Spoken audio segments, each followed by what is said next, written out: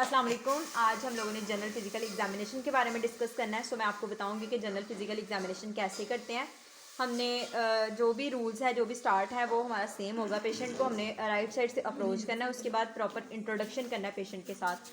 तो आप जब वार्ड में जाओ तो इसके लिए आपका ना प्रॉपर मतलब लुक वाइज भी आप लग रहे हो मेडिकल प्रोफेशन से रिलेटेड। आपने ओवरऑल प्रॉपर पहना हो, स्टेथ आपके पास होनी चाहिए। फिर आपने इंट्रोडक्शन कराना पेशेंट के साथ कि मैं इस तरह से एक मेडिकल स्टूडेंट हूँ या फिर मैं कोई डॉक्टर हूँ और मैंने आपका मुख्तसर सा मुआयना करना है और इससे आपको बिल्कुल भी तकलीफ़ नहीं होगी। फिर उसके बाद आपने क्या करना है कि अब आपने पेशेंट को इंट्रोडक्शन देना है। उसके बाद प्रॉपर एक्सपोजर पेशेंट का बहुत ज़्यादा ज़रूरी है। मतलब उसकी जो अपर लिम्ब है, आप नहीं अपर लिम्ब एक्सपोज करो, इसकी अपर लिम्ब ये यहाँ तक एक्सपोज होनी चाहिए, ठीक है। वो दूसरी वाली भी ठीक है। और आपकी लोअर लिम्ब जो है वो अबव द एंकल एक्सपोज होनी चाहिए। फिर उसके बाद आपने जनरल अपीयरेंस पेशेंट की देखनी है कि जब पेशेंट आपके पास आता है वार्ड में तो आपने उसकी जनरल अपीयरेंस को नोट करना होता है। लाइक मैं देखूंगी कि मेरा पेशेंट जो है वो लुक वाइज कैसा लग रहा है, एक हेल्दी पेशेंट लग रहा है या लुक वाइज इल लग रहा है या फिर वो कैसा है, मतलब उसकी आप फिर उसके बारे में कमेंट कैसे करोगे। Commenting like that my patient is a young healthy looking girl. फिर उसके बाद के एवरेज वेट एंड हाइट, ठीक है। फिर उसके बाद उसका पोस्चर देखना है, उसकी के पोस्चर कैसा है। अब मेरी पेशेंट है तो मैं कहूँगी कि my patient is comfortably sitting on the chair, ठीक है। उसके बाद आपने क्या करना है कि पोस्चर से आप डिफरेंट डिजीज़ को कैसे इंडिकेट कर सकते हो। आप इस तरह से इंडिकेट कर सकते हो, लाइक अगर आपके पास कोई पेशेंट आया और वो बहुत मुश्किल से सांस ले पा रहा है तो जिसमें आप उसे आइडेंटिफाई करोगे कि उससे रिलेटेड उसको रेस्पिरेटरी से रिलेटेड कोई इशू होगा या कार्डिक रिलेटेड कोई इशू होगा। क्योंकि जो रेस्पिरेटरी का जिसको कोई इशू होता है या कार्डिक कोई डिजीज़ होती है, वो पेशेंट जो है वो लेट के उसको सांस लेने में मसला होता है, तो वो बैठ के जो है वो बैठ के उसको कंफर्टेबली जो है वो ले रहा होता है। तो अगर कोई पेशेंट बेंडिंग फॉरवर्ड है, मतलब कि आगे की तरफ झुक रहा है किसी चीज़ का सहारा लेके और वो मुश्किल से सांस ले पा रहा है, इट्स मीन कि वो इंडिकेट कर रहा है कि उसको रेस्पिरेटरी से रिलेटेड कोई इशू है। और कोई ऐसा पेशेंट जो कि बैठा हुआ है और मुश्किल से सांस आ रहा है, या फिर उसको हो सकता है कोई कार्डिक रिलेटेड कोई इशू हो, या फिर अगर वो बैठा हुआ है तो इट्स मीन लेटा हुआ है तो इट्स मीन कि उसको कॉलिक रिलेटेड कोई इशू है, कोलाइटिस वगैरह हो सकता है या एक्सीडेंटल कोई इशू हो सकता है। आपने कॉन्शियस लेवल पेशेंट का चेक करना है कि पेशेंट जो है वो कैसा लग रहा है, अलर्ट है पेशेंट, अनकॉन्शियस है। आप कॉन्शियस लेवल को कैसे चेक कर सकते हो अगर आपका पेशेंट अनकॉन्शियस है। तो जीसीएस स्केल होता है, वो हम नेक्स्ट वीडियो में डिस्कस करेंगे कि GCS scale, Glasgow coma scale जिसको कहते हैं, उससे आप पेशेंट का जो है वो कॉन्शियस लेवल चेक कर सकते हो। उसके बाद हमने क्या करना है कि अपनी एग्जामिनेशन स्टार्ट करनी है। अपने हैंड से स्टार्ट करेंगे, नेल से स्टार्ट करेंगे हम एग्जामिनेशन, ठीक है। तो ये नेल से आप लोग कौन कौन सी डिजीज़ को आइडेंटिफाई कर सकते हो। नेल्स में आपने इसकी शेप देखनी होती है, कलर देखना होता है, ठीक है। आप कलर देखोगे, अगर पैलर कलर है ना तो इट्स मीन कि उसको एनीमिया होगा, या फिर साइनोसिस को आप चेक कर सकते हो अपनी नेल से, या शेप देख सकते हो। शेप से क्या पता चलेगा, अगर आपको स्पून शेप नेल्स है ना आपके, तो वो आयरन की डेफिशिएंसी की वजह से हो सकता है कि स्पून शेप नेल हो सकते हैं, जो कॉइलोनेशिया को इंडिकेट करता है। उसके बाद लिकोनेशिया को देख सकते हो। कुछ लोग होते हैं उनके नेल्स में ना वाइट वाइट पैचेस पड़े हुए होते हैं, कुछ के नॉर्मली भी होते हैं और समहाउ वो इन केस ऑफ डिजीज़ भी होते हैं, वो हाइपो एल्ब्यूमिनेमिया में एल्ब्यूमिनिया की वजह से जो है वो वाइट पैचेस पड़ जाते हैं। फिर उसके बाद आपने क्लबिंग को चेक करना होता है। क्लबिंग को कैसे चेक कर सकते हो, आपने शैम्ब्रो साइन बनाना होता है। शैम्ब्रो साइन की दोनों उंगलियां जो है ना अपनी ऐसे ऐसे करके जोड़ो, ऐसे करो, ऐसे करो, ऐसे दो नहीं, वो हाँ दोनों हाथों अरे ऐसे नहीं, ऐसे करना, हाँ ये ऐसे करके करो, ऐसे दिल भी नहीं, ये दोनों उंगलियां अपनी इधर आओ, ऐसे करके ना आपने शैम्ब्रो साइन बनाना है। आप बैक साइड से पढ़ोगे, वहाँ से आपको सारा कुछ जो है वो मिल जाएगा। ये देखें, ये दोनों उंगलियां जो है वो ऐसे करके जोड़नी है। अरे नहीं ना, इसको छोड़ दो, बस ये वाली दो उंगलियां इसको इनको यूं मिलाओ। अच्छा मैं मिला देती हूँ, ऐसे करके मिलाओ, मिला दी। थोड़ा सा आगे करो, आगे करके दिखाओ ऐसे यार, ये वाली बस दो बस उंगलियां ये ना। ऐसे, ये तो इजी है, मिला दिए। ये देखो ठीक है, ऐसे करके सही से मिलाओ ना। ठीक है। हाँ तो ये देखें, इस तरह से आपने शैम्ब्रो साइन बनाना है। इसके नज़र आ रहा है लेकिन बहुत कम, थोड़ा सा गैप है, ठीक है। तो आपने गैप चेक करना होता है। गैप, इससे आपको क्या पता चलेगा कि जिन लोगों के गैप नज़र आ रहा होता है ना वो नॉर्मल है, ठीक है। और जिनमें वो गैप जो होता है वो लॉस हो जाता है, मतलब एंगल लॉस हो जाता है ना। ये देखो, आप एंगल को ऐसे भी चेक कर सकते हो।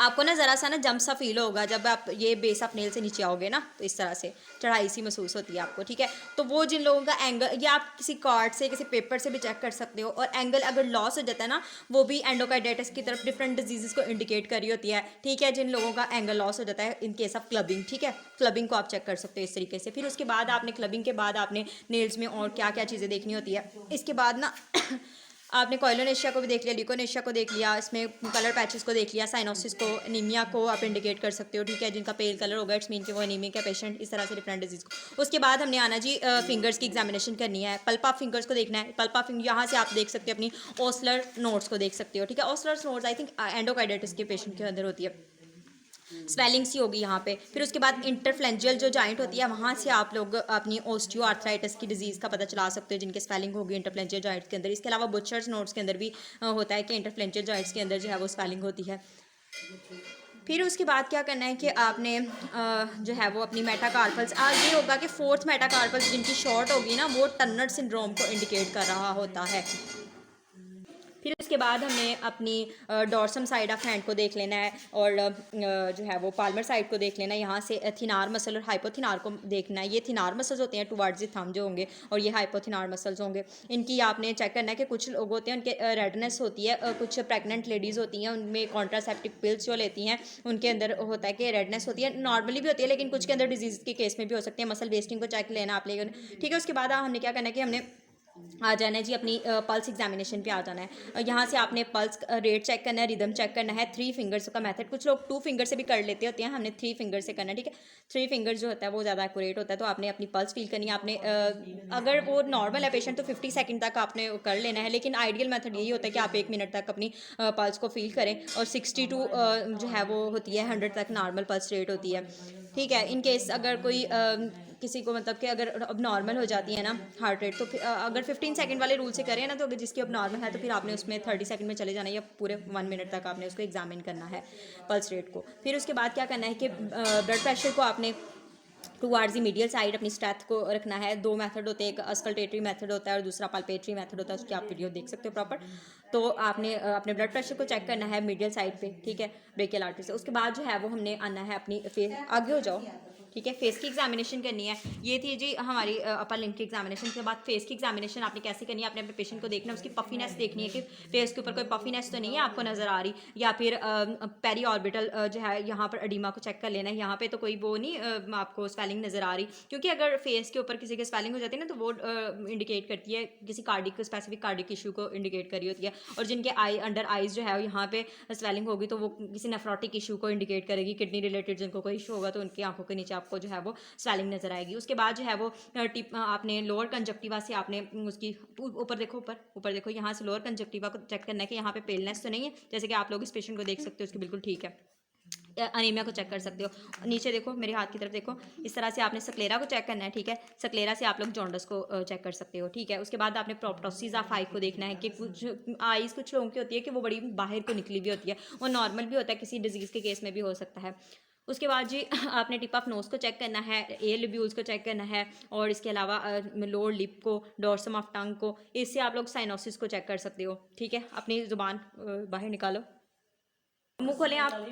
हाँ, तो आपने ना डॉर्सम साइड ऑफ टंग से हम लोग हाइड्रेशन स्टेटस को चेक कर सकते हैं, डिहाइड्रेशन वगैरह को। फिर उसके बाद साइनोसिस को चेक कर सकते हैं, और जो अंडर सरफेस होती है वहाँ से हम जॉन्डिस का पता चला सकते हैं, ठीक है। और साइनोसिस को देख सकते हैं डॉर्सम ऑफ टंग से, ठीक है। इसके अलावा साइनोसिस की टाइप्स, इसके अलावा ना हमारे पास साइनोसिस की 2 टाइप्स होती हैं, एक पेरिफेरल साइनोसिस होती है, दूसरी सेंट्रल साइनोसिस होती है, ठीक है। पेरिफेरल साइनोसिस इट्स मीन कि आपको एयर लब्यूल्स के ऊपर जो है वो, या टिप ऑफ नोज के ऊपर, या फिर पेरिफेस में नेल्स वगैरह आ जाते हैं, वहाँ पे आपको साइनोसिस मिलेगी। और सेंट्रल साइनोसिस जो है वो टंग में, और जो है वो मतलब ये जो टंग की टिप है या टंग पे आपको जो है वहाँ पे साइनोसिस वगैरह नज़र आएगी जी। ये थी हमारी उसकी फेस की एग्जामिनेशन। उसके बाद हमने अपनी नेक की एग्जामिनेशन किस तरीके से करनी है, आप ये हेयर लाइंस को, यहाँ बार्डनेस को देख लेना यहाँ से, ठीक है। नेक्स्ट हमने क्या करना है जी, अपनी उसकी एग्जामिनेशन, नेक की एग्जामिनेशन करनी है। वो कैसे करनी है, ये खोलेंगे प्लीज़ अपना, तो ओके। तो नेक की एग्जामिनेशन हमने करनी है, उसके लिए ना आपने क्या करना है कि आपने बैक साइड पे खड़े हो जाना है, ठीक है। और पेशेंट की आपने थायराइड की ना एग्जामिनेशन कैसे करनी है, आपने पेशेंट को कहना है कि जैसे कोई चीज़ फॉलो करते हैं, निगलें जैसे कोई चीज़ निकलते हैं, उसका पानी का घूंट भरे, पानी का घूंट भरे ना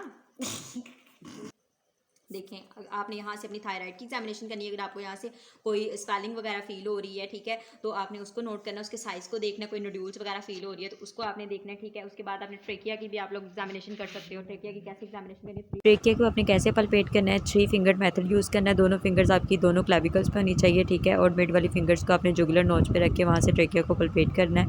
in case of any disease आपका ट्रेकिया राइट साइड पे मूव कर जाएगा। जुगुलर वेन को आपने फिर चेक करना है, वो आपको राइट एट्रियल प्रेशर के बारे में बताती है। नेक्स्ट आपने क्या करना है कि आपने अपनी जो है वो लिम्फ नोड को एग्जामिन करना है। आप उस साइड को जाएं, इस तरीके से आप ना लिम्फ नोड को एग्जामिन कर सकते हो। ये आपकी जो है वो सबमेंटल लिम्फ नोड्स होती है, इसको आप एग्जामिन कर सकते हो, ठीक है, इस तरीके से, ठीक है।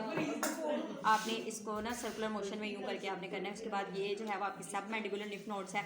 उसके बाद जो जी ये वाली होगी आपकी प्री, और यहाँ से प्री ऑलिकुलर, फिर उसके बाद पोस्ट ऑलिकुलर, यहाँ से आप ऑक्सीपिटल की एग्जामिनेशन कर सकते हो। फिर उसके बाद जी ये आपकी स्टर्नोमास्टाइड मसल की, उसके बाद ये सुप्रा क्लेविकुलर लिम्फ नोड्स को आप यहाँ से फील कर सकते हो। ये जो लिम्फ नोड्स होती हैं ना, ये नॉर्मली को मतलब फील नहीं हो रही होती। ये अब नॉर्मल केस में जिनकी लिम्फ नोड्स जो है वो कुछ लोगों की ना वो मतलब कि वो हुई भी होती हैं, तो बाहर निकली स्वेलिंग सी आपको फील होती है, वो अब नॉर्मलिटी के केस में। अब नॉर्मलिटी लिम्फ नोड्स की कब हो सकती है? मैलिग्नेंसी के केस में हो सकती है, इन्फेक्शन के केस में हो सकती है, ठीक है। तो ये हमारी लिम्फ नोड्स थी, इनकी आपने एग्जामिनेशन कर लेनी है। उसके बाद आपने क्या करना है कि एक्सिलरी लिम्फ नोड्स की एग्जामिनेशन करनी है। वो कैसे करनी है? सीधे होकर बैठो ना, बात है कि आप लोगों ने एग्जामिनेशन करनी है। ये पेशेंट का लेफ्ट हैंड है, ठीक है, तो आपने इस तरह से उसकी करनी है एग्जामिनेशन। उसको कंफर्टेबल पोजीशन में इस तरह से रखना है। फिर आपने उसकी लेटरल लिम्फ नोड्स होती है उसको फील करना है, ठीक है। फिर उसके बाद आपने अपोजिट हैंड से आपने उसकी क्या करना है कि आपने मीडियल एपिकल और पोस्टीरियर लिम्फ नोड्स होती हैं उनको आपने पालपेट करना है। इस तरह से सेम वैसे ही जो है वो अपने अपोजिट हैंड की आपने एग्जामिनेशन करनी है, ठीक है। Apical, medial, central lymph nodes, इन सब की एग्जामिनेशन करनी है। फिर आपने इंग्वाइनल लिम्फ नोड्स की एग्जामिनेशन करनी है। एग्जामिनेशन आपने इसमें नेल्स की एग्जामिनेशन में सेम कॉइलोनेशिया को, लिकोनेशिया को सेम वैसे ही नेल्स की क्लबिंग, साइनोसिस, ये सारी चीज़ें चेक कर लेनी है।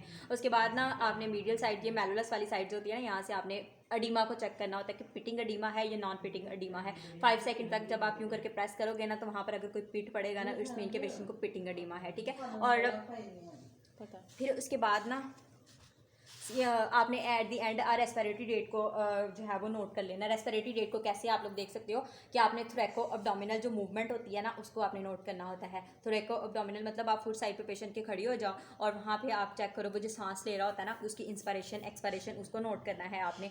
और वो नॉर्मल जो होती है वो 12 to 16 होती है। अगर उसको कोई COPD रिलेटेड इशू है या कोई रेस्पिरेटरी का इशू है तो वो अब नॉर्मल हो जाएंगी, ठीक है। तो ये थी हमारी एग्जामिनेशन, जनरल फिजिकल एग्जामिनेशन। तो आपने सारे वाइटल्स को नोट कर लेना, उसमें blood pressure, pulse rate, temperature, फिर इसके अलावा साइनोसिस को, क्लबिंग को, अडीमा फैक्टर्स को, ये सारी चीज़ें नोट कर लेनी है। लिम्फ एडिनोपैथी को, लिम्फ नोड्स को, ये सारी चीज़ें एग्जामिन करनी है।